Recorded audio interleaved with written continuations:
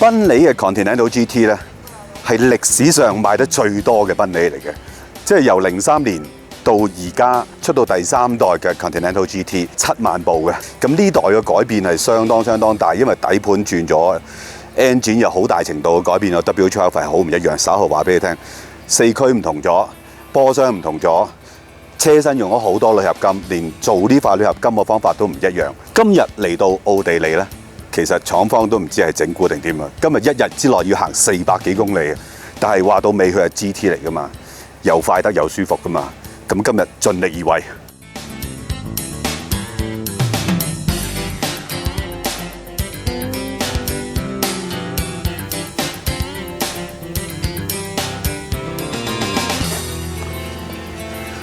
好少車呢，特別係新車呢，個籠係靚到你好似唔敢掂佢，因為掂佢好似整污糟咗，係侮辱咗佢嗰種感覺嘅。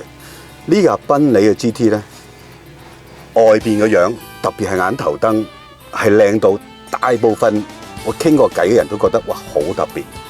個車廂木金屬同埋啲 bling bling 嗰啲鑽石型嘅嘢呢，亦都令到架車係真係與眾不同。仲有佢好特別嘅嗰啲皮紋嘅刺繡，亦都係好獨家嘅。單論賣相冇得頂啦，咁揸起上嚟又會係點嘅咧？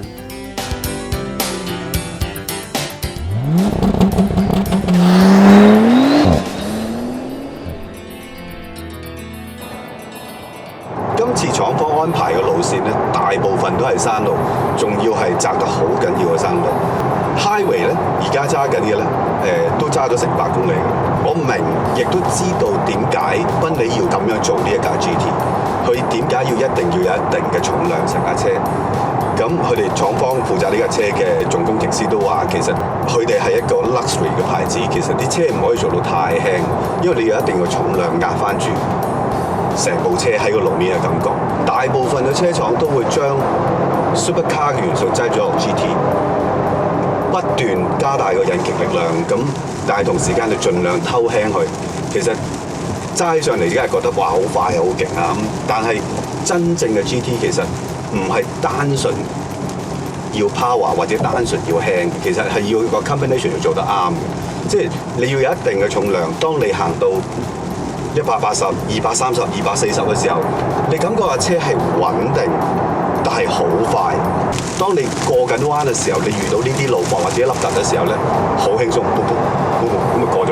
即係佢用個重量個 mass 去做翻舒適嘅感覺，而嗰種舒適嘅感覺唔係話你揸緊60-70，而係揸緊200幾，甚至可以更高。咁呢啲就係最 original 嘅 GT 應該要有嘅表現嚟嘅。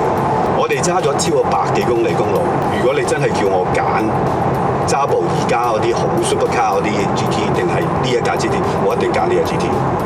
我種將 GT supercar 化嘅車咧，其實佢對駕駛者一個專注力嘅要求啊，個體力啊，個精神啊，其實個要求好高好高。但係 GT 其實唔應該咁嘅 ，GT 應該係你揸得快、揸得長途，但係你個人係好鬆嘅，你唔會因為架車而緊張，唔會因為個速度而緊張，呢點十分重要。我都差啲忘記咗 GT 應該原本係點樣嘅。咁呢部新嘅 Continental GT 做翻俾我真係幾高興。但係佢同時間又做翻多少少靈活性俾翻嚟，同埋做翻一啲 handling 上面俾多啲感覺嘅駕駛者嗰種咁嘅反應力，我覺得呢一代係算係好進步嘅。或者可以講一講呢個新嘅 GT 其實改咗啲乜嘢地方。咁底盤係全新嘅，個軸距特別係頭轆咧，如果同舊一代相比咧，仲移前咗100幾 mm， 前後重量嘅比例咧都會有改變啦。咁呢一代數字上係好過上一代嘅。咁另外波箱就係用咗8前速嘅 double clutch 啦。咁佢哋講就係為咗個 efficiency 嘅，同埋個反應嘅。引擎都係 W12，不過我問過廠方嘅人，其實佢同譬如 Bentayga 用緊嘅 W12係有唔同嘅。雖然個基礎嘅結構係一樣，咁但係佢話譬如 Turbo 已經係另外一間供應商俾佢，因為佢哋要嘅 Turbo 係喺 GT 裏邊要個反應更加快嘅。咁另外佢用嘅四驅系統係唔同咗啦，因為以前嘅四驅係一個類似一個前後比例比較固定嘅一種四驅，而家就係前後比例係基本上係 variable 嘅四驅嚟嘅。咁仲有車身啦，車身又係用咗好多鋁嘅材料啦，而去做呢個鋁嘅車身有一個新嘅做法啦，佢哋用嘅叫 Superform 呢種做法啦，咁係幾唔同嘅，因為佢哋就講冇車廠係用呢種技術去做落去車身嘅。咁係加熱到好高溫，超過500度，然後擠喺一個模上邊，再用氣壓壓成一個形狀。咁呢種方法一方面係個剛性嘅問題啦，第二就係佢哋可以做到一啲平時鋁合金做唔到嘅形狀，或者一啲準確性，甚至一啲骨位。